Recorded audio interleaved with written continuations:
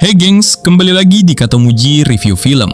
So, dimanapun kalian berada, Mimin selalu mendoakan kalian agar tetap baik-baik saja. Hari ini Mimin akan memberikan sebuah alir cerita film yang lumayan bikin greget dan menegangkan. Nggak perlu berlama-lama, mari kita masuk saja ke pembahasan filmnya dengan judul No Escape. Di sebuah negara fiktif, entah negara apa karena tidak disebutkan dengan jelas. Oleh sebab itu, agar mudah di penyebutannya nanti, kita namai saja negara ini bernama Negara Republik Sawit. Malam itu di Negara Republik Sawit ada pertemuan di kediaman Perdana Menteri. Terlihat sangat jelas, keamanan di kediaman Perdana Menteri sangat dijaga ketat. Karena malam itu, Perdana Menteri sedang menjamu orang penting, pemilik perusahaan bernama Cardiff. Sampai pada akhirnya penjamuan itu berlangsung lancar, dan si pemilik perusahaan Cardiff meninggalkan kediaman Perdana Menteri pada malam itu. Setelah pemilik perusahaan Cardiff meninggalkan lokasi kediaman Perdana Menteri, pria yang bertugas sebagai pengawal Perdana Menteri itu mendengar sebuah suara gaduh, membuat si pengawal langsung berlarian menuju ke tempat Perdana Menteri berada. Tetapi saat si pengawal sudah sampai di tempat Perdana Menteri, ia melihat sangat banyak orang-orang terkapar. Ditambah, si Perdana Menteri sudah pindah alam. Disertai lagi di sana, sudah banyak para pemberontak yang berhasil menduduki kediaman itu. Tidak ada pilihan lain, si pengawal pun memutuskan untuk korting paspor saat itu juga. Adegan film berpindah 17 jam sebelum kejadian. Di sebuah penerbangan antar benua, terlihat satu keluarga cemara berasal dari Mama Rika akan terbang menuju Negara Republik Sawit. Si ayah bernama Jack, ibunya bernama Annie, anak pertama mereka bernama Lucy, serta anak kedua mereka bernama Beagle, atau biasa dipanggil Beast. Jack berserta keluarganya ini baru saja akan memulai kehidupan baru mereka, pasca Jack berhenti di pekerjaan lamanya di Mama Rika dan mendapatkan tawaran undangan kerja oleh perusahaan Cardiff untuk menjadi insinyur pengolahan air bersih untuk Negara Republik Sawit. Di tengah kejenuhan menunggu pendaratan, Beast tampak sedang sibuk mencari boneka beruangnya yang diberi nama Bob. Salah seorang penumpang lain di bangku belakang mereka menemukan boneka milik Beast tersebut.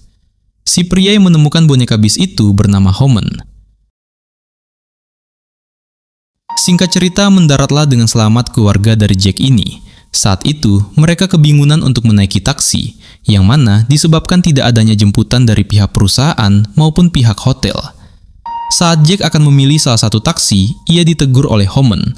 Homan memberitahukan jika taksi-taksi di dalam lingkungan bandara ini adalah ilegal dan penipu. Mereka hanya pakai seragam, tapi nantinya akan memeras para pendatang saat akan diturunkan. Homan menawarkan bantuan lain kepada keluarga ini, bahwa ia memiliki kenalan seorang supir taksi, yang tentunya jujur serta harganya murah di kantong. Ternyata Homan ini sudah 15 kali mondar-mandir dari Mama Rika ke Negara Republik Sawit ini. Homan juga akan menuju ke hotel yang sama dengan Jack berserta keluarganya ini. Tidak menunggu lama, datanglah taksi yang dimaksud. Taksi ini bernuansa elegan klasik dengan modifikasi yang canggih. Sampai akhirnya, keluarga Jack menaiki taksi ini bersama dengan Homan. Tapi tampaknya Annie kurang nyaman, sebab aspal jalan yang tidak rata dan penuh guncangan, disertai si sopir yang rada-rada saat menyetir. Sampai akhirnya, Jack mencoba berbicara kepada si sopir agar berhati-hati saat berkendara. Dari luar jendela taksi itu, Jack melihat beberapa keanehan di luar sana, yang mana saat itu terdapat sangat banyak sekali tentara yang mondar-mandir entah kenapa.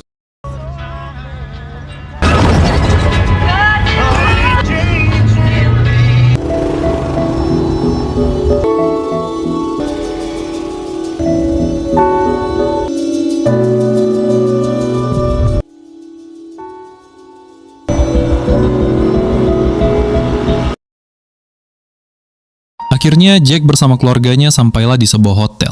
Di sana sudah ada spanduk kedatangan dari Jack dan rekannya yang lain. Saat memasuki kamar hotel, Beast komplain sebab lampu kamarnya tidak bisa hidup. Kemudian Jack memberikan jawaban, nanti ia akan mencoba bertanya kepada pihak hotel. Jack mengambil sebuah rice cooker milik Annie dan mengejeknya kalau mereka tidak membutuhkan hal ini. Tapi Annie menjawab, pasti sangat butuh, dikarenakan mereka sekarang tinggal di Negara Republik Sawit, yang makanan pokoknya adalah nasi. Lalu kedua anak Jack merajuk, sebab mereka ingin berenang. Tapi Jack menenangkan mereka, disebabkan sekarang sudah larut malam. Jack menghidupkan televisi agar kedua anaknya ini bisa mendapatkan hiburan. Namun sayangnya tidak ada saluran televisi yang terhubung. Jack mencoba menggunakan telepon untuk menghubungi resepsionis, tapi sambungan telepon pun juga tidak ada. Di waktu itulah Jack dan Annie mulai tidak nyaman, dan beranggapan mereka sekarang tinggal di dunia keempat. Jack pun turun ke lobi hotel untuk bertemu dengan resepsionis, melontarkan komplain atas fasilitas yang tidak berfungsi. Si resepsionis yang menjelaskan jika seluruh wilayah negara saat ini tidak bisa menggunakan saluran radio, internet, maupun seluler mereka. Jack bertanya, apakah ada dari perusahaan Cardiff yang menghubungi pihak hotel. Sayangnya, kata resepsionis, belum ada konfirmasi apapun dari perusahaan Cardiff. Jack melirik ke arah kafe hotel itu. Terlihat Homan sedang berkaraoke ria di atas panggung. Jack duduk di depan bartender untuk memesan sebuah minuman, sambil mendengarkan suara sumbang dari Homan itu. Tidak lama, Homan telah selesai bernyanyi, menghampiri Jack. Jack yang penasaran dengan kehidupan Homan mulai bertanya, apakah Homan memiliki anak? Homan pun menjawab, kalau dulu iya sempat punya anak, tapi sekarang sudah tidak. Kemudian Haman meninggalkan Jack di dalam kafe itu. Serta tidak berapa lama setelah Haman pergi, Jack juga kembali ke kamarnya untuk tidur.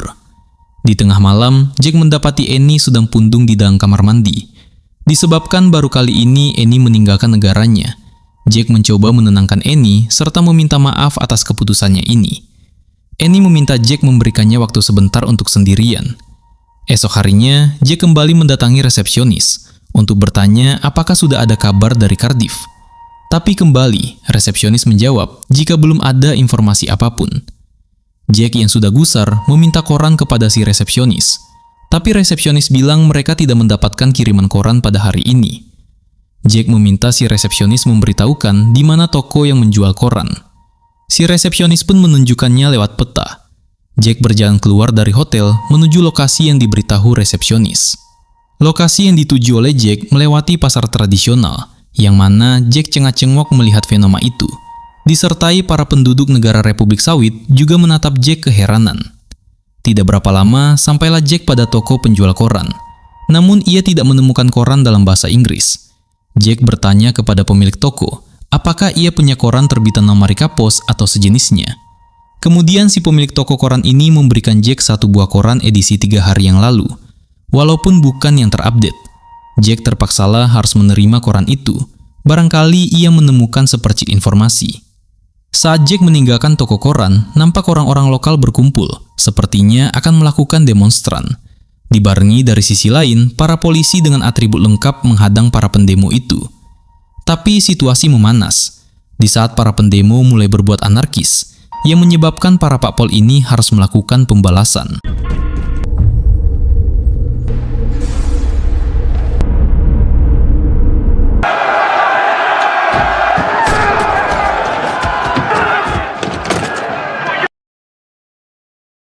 Jack yang terjebak dari aksi demo itu harus segera menyelamatkan diri bersama warga lain yang tidak terlibat. Namun setiap geng yang dilewati Jack selalu bertemu dengan Pak Pol yang diuber-uber oleh para pendemo.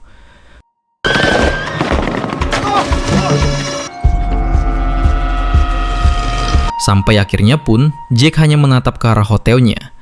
Dengan patokan gedung itu, ia segera menuju ke lokasi hotel. Namun sepanjang perjalanan, Jack melihat keganasan dari aksi itu. Sampailah ia tepat berada di depan hotelnya. Jack melihat para warlock yang melakukan demo, atau mungkin lebih tepatnya disebut pasukan revolusi ini, mengambil salah seorang bule, dan membuat si bule itu harus segera dideportasi dari dunia. Melihat itu, Jack ketakutan dan langsung ngacir. Tapi warlock melihat ke arah Jack, langsung mengejar Jack saat itu juga. Jack memutuskan memanjat ke atas atap gedung, mencari tempat untuk ia bisa menuju ke dalam hotelnya. Sampai Jack berhasil masuk ke dalam sebuah aula dan memberitahukan kalau pasukan revolusi itu telah bertindak di luar Nurul, serta meminta orang-orang segera pergi. Jack yang berhasil kembali ke hotel diminta oleh mas resepsionis agar masuk ke kamarnya supaya aman. Jack pun langsung lari ke lift menuju kamarnya. Sesampainya di kamar Jack, Jack meminta Annie untuk mengunci pintu dan memberitahukan kepada Annie bahwa negara Republik Sawit sudah tidak aman. Bahkan mereka memindah alamkan bule. Jack juga bertanya di mana Lucy. Annie juga tidak sadar kalau Lucy tidak di ruangan itu. Bis menyebutkan kalau Lucy pergi berenang. Membuat Jack panik, meminta Annie mengunci pintu kamar mereka, serta Jack akan turun ke lantai 4 lewat tangga untuk mencari Lucy di kolam berenang. Saat menuju tangga darurat, Jack mendengar suara dari depan. Ia mengambil denah hotel untuk mencari jalan lain. Sampai Jack berhasil menemukan kolam berenang. Tapi saat Jack manggil Lucy, si bocah kutu kupret ini malah nyelem, membuat Jack harus berteriak dan diketuhui oleh Warlock yang lagi debak Dibu. Jack menahan pintu dengan sebuah ban, kemudian mengambil Lucy dari kolam berenang untuk segera dibawa ke kamarnya. Di saat pelarian melewati tangga darurat, Jack dibantu oleh Homen untuk kabur, serta Homen juga memberitahu Jack agar segera menuju ke atap. Di lain sisi, Annie sedang bersama dengan Beast di kamar, mendengar keributan dari kamar sebelah.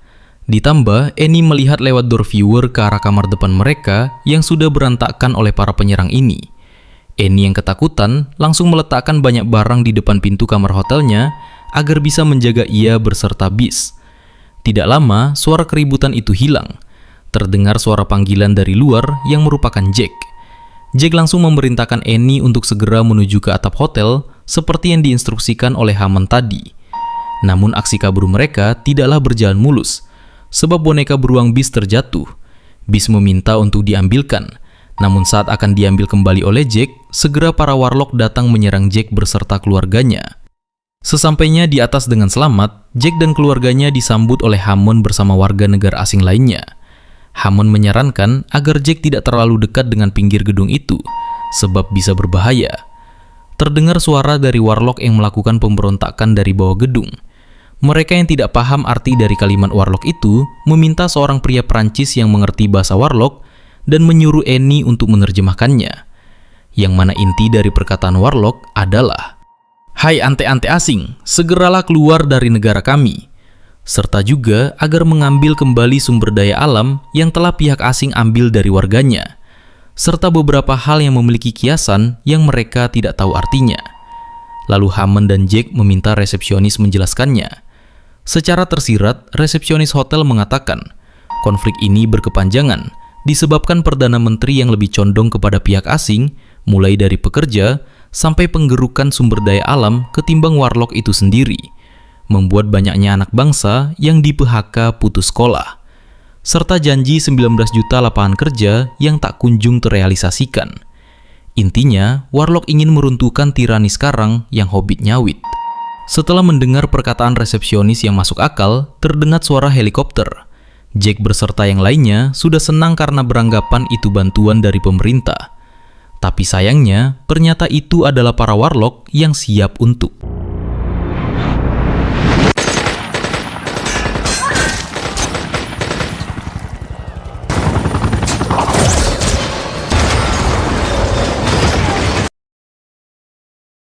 Melihat situasi yang begitu kacau, Jack mencoba menyelamatkan keluarganya dengan cara main kucing-kucingan. Dan saat itu, Jack melihat peluang untuk kabur. Jack memiliki keputusan nekat dengan cara melompat ke gedung sebelah. Jack meminta Annie duluan untuk melompat. Dilanjutkan nanti, Jack akan melempar anak-anak mereka, dan Annie yang akan menangkap. Walaupun pada awalnya Annie ragu dan saat akan lompat dan berhenti. Tapi melihat kondisi yang sangat kritis ini, Annie pun melompat dan selamat. Dilanjutkan, Beast yang juga berakhir selamat ditangkap oleh Annie.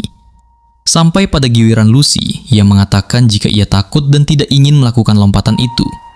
Tapi Jack masih berusaha memastikan Lucy akan baik-baik saja saat akan melompat. Lucy menahan pergerakan Jack yang membuat mereka hampir saja terjatuh. Untungnya salah seorang pria lain membantu Jack untuk menarik Lucy. Jack berjanji akan memberikan Lucy seekor anjing. Lalu dengan ikat pinggangnya, Jack mengikat Lucy agar tidak melakukan hal yang sama lagi. Dengan alhasil, Lucy dan Jack berhasil mendarat dengan selamat. Sumpah ya, di bagian lompatan tadi gue rada-rada gedek liat Lucy. Tapi ya udahlah, namanya pemicu konflik. Masalahnya dah 2 kali itu bocah ngerepotin. Sekali lagi kayak gitu, dapat piring cantik dah dia.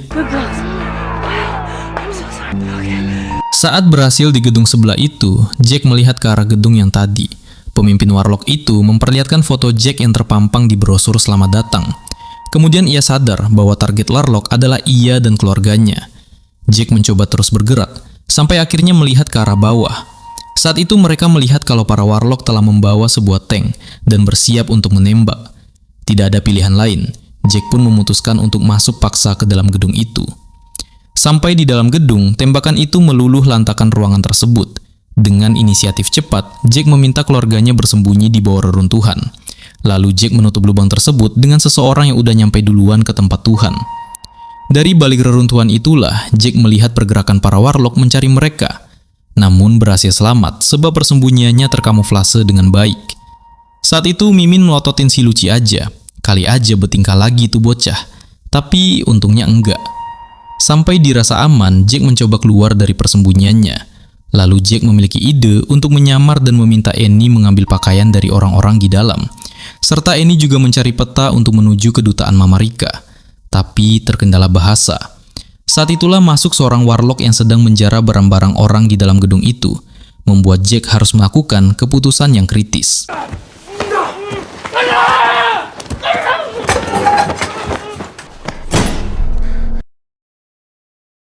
Setelah aksi itu, akhirnya mereka tahu lokasi dari kedutaan besar Mama Rika. Ditambah di bawah para warlock sudah menjaga dengan ketat. Berbekalkan dengan kunci yang Jack dapati di lantai dan pakaian warlock yang dikenakannya, Jack turun perlahan ke area parkir, hendak mencoba satu persatu kendaraan yang cocok dengan kunci tersebut. Aksi itu sempat diketahui oleh warlock. Si warlock memberikan perkataan kepada Jack dengan bahasa daerah. Jack yang tak paham mencoba tenang sambil memberikan kode kalau semuanya aman. Alhasil, walaupun tegang, namun warlock itu meninggalkan Jack. Setelah warlock pergi, Annie bersama anak-anak mereka menuju Jack. Mereka pun berangkat menggunakan motor melewati jalanan yang begitu buas saat itu. Momen gregetan kembali terjadi. Di saat mereka akan melintasi warlock yang sangat ramai berbondong-bondong ini, Luci berkata jika ia akan jatuh. Dan di tengah kerumunan itu, motor yang ditumpangi Jack rebahan, namun dibantu oleh salah seorang pria warlock. Sampai beberapa saat, warlock ini sadar kalau Jack ini bule. Jack masih mencoba tenang dan mendorong motornya. Syukurnya si warlock itu tidak nyerocos.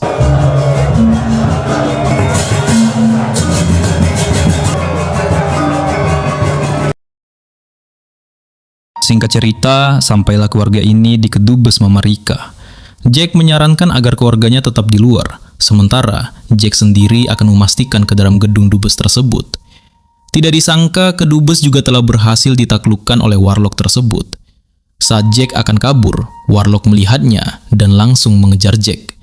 Mereka pun masuk ke dalam gang sempit, sampai akhirnya memutuskan masuk ke dalam sebuah kediaman warga. Awalnya si warga ini menolak kehadiran mereka, tapi disebabkan kasihan, warga ini pun menyembunyikan mereka.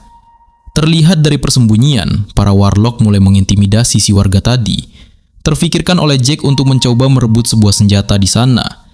Tapi nampaknya aksi Jack tersebut tidaklah berjalan mulus. Membuat Annie berinisiatif untuk membantu Jack dengan mengalihkan perhatian. Meskipun demikian, Jack tetap kalah jumlah oleh warlock yang menyerangnya. Si pemimpin warlock ini juga berniat melakukan icikadul paksa kepada Annie di depan Jack. Tidak lama sebelum itu terjadi, Hammond datang dengan salah seorang warlock juga. Hammond berpura-pura tertangkap lalu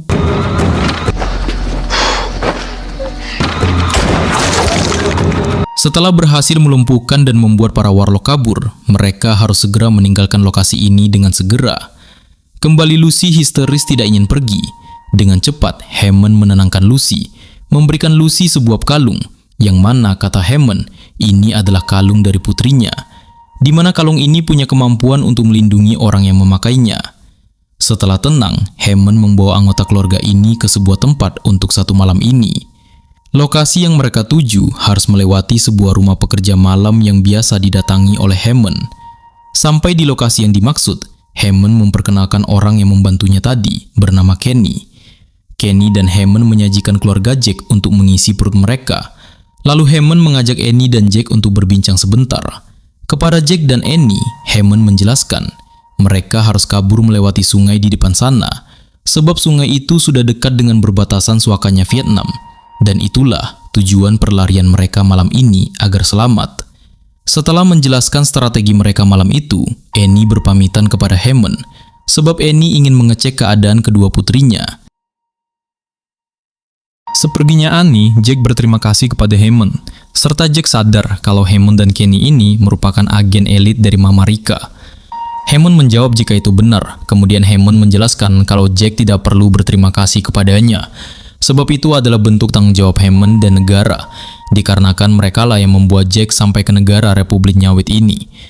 Jack yang masih belum paham dengan penjelasan Hammond itu, dilanjutkan Hammond kembali menjelaskan, sebab ini kesalahan dari kami yang dimaksud Hammond adalah negara. Ia dan Jack sebab membukakan jalan untuk pekerja dari Mamarika memasuki negara Republik Sawit. Lalu negara mereka memberikan pinjaman yang sudah pasti tidak dapat dilunasi oleh negara sawit, yang membuat negara Jack dan Hammond ini mengambil alih sumber daya alam dari Warlock, dan bahkan membuat Warlock kehilangan mata pencaharian mereka. Aksi ini sama dengan aksi yang dilakukan oleh Jack untuk melindungi keluarganya, sama dengan Warlock yang juga ingin menyelamatkan keluarga dan negara tempat mereka bernaung. Di saat pemimpin negara mereka lebih suka nyawit dan ramah kepada antek asing ketimbang warganya sendiri, maka timbullah pergerakan ini. Sampai akhirnya tadi malam, kata Hammond, Perdana Menteri Republik Nyawit yang korup itu dijemput Yang Maha Kuasa. Thanks. Now, like me, paved the way for guys like... What do you mean? Most of the time, they don't even realize what we're doing. We? Our countries usually fight back, offering to get them a loan to pay for ours. Then we build them power plants, which we know they can't afford. The rebel leaders said we were... Di saat Jack dan keluarganya tertidur, mereka mendengar suara gaduh. Ternyata Warlock sudah tahu keberadaan mereka. Jack dengan cepat memberikan instruksi agar saat Hammond menyerang nanti, segeralah Jack untuk kabur. Di dalam kabur inilah salah seorang Warlock menjatuhkan Kenny. Dan juga saat perlarian lanjutan, Hammond juga terkena beberapa luka. Hammond yang terluka masih berupaya untuk melindungi keluarga ini. Meski Jack mau menompangnya, tapi Hammond berkata, cepat tinggalkan dia dan segera pergi ke hilir sungai. Jack dan keluarganya memutuskan untuk pergi, sementara Hammond mencoba untuk menghadang truk dengan sisa-sisa kekuatannya.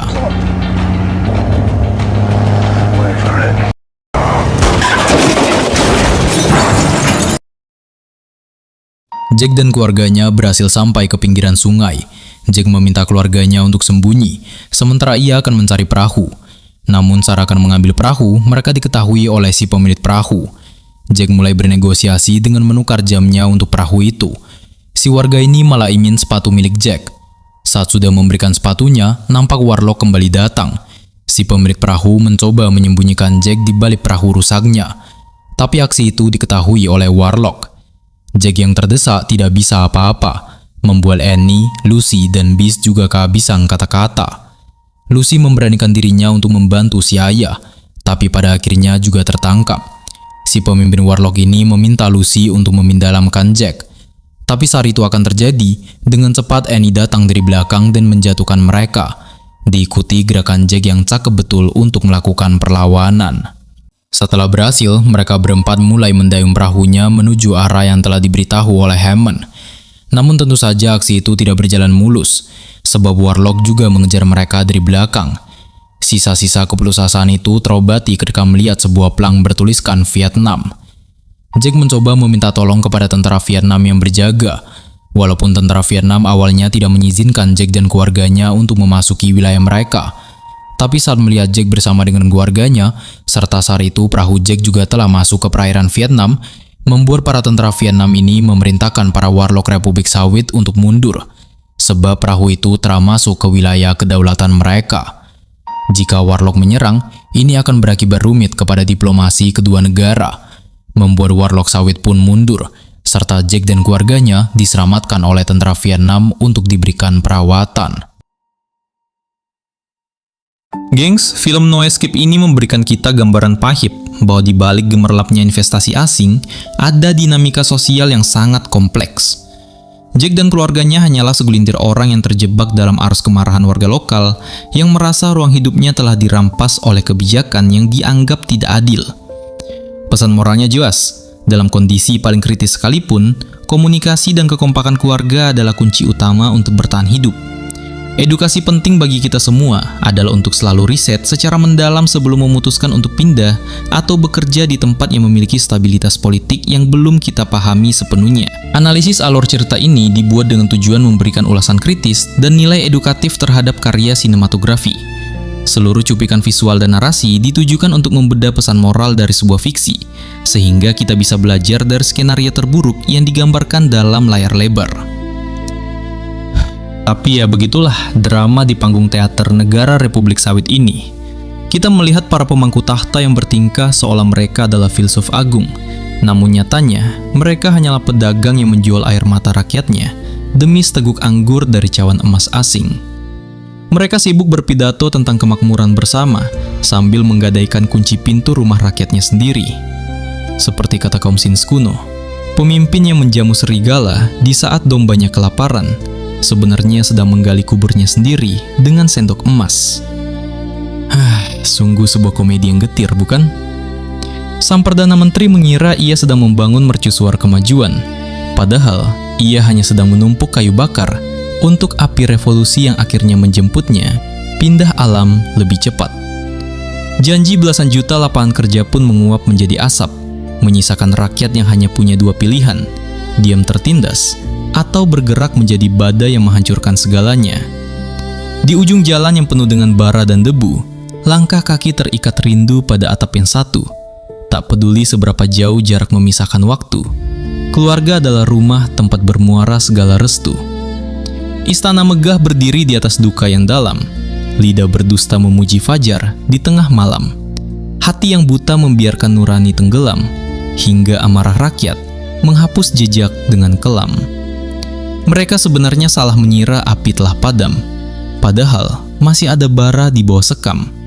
Sampai akhirnya angin meniup bara yang diam. Alhasil, luapan api membara sampai menghanguskan keangkuhan mereka hingga menghitam.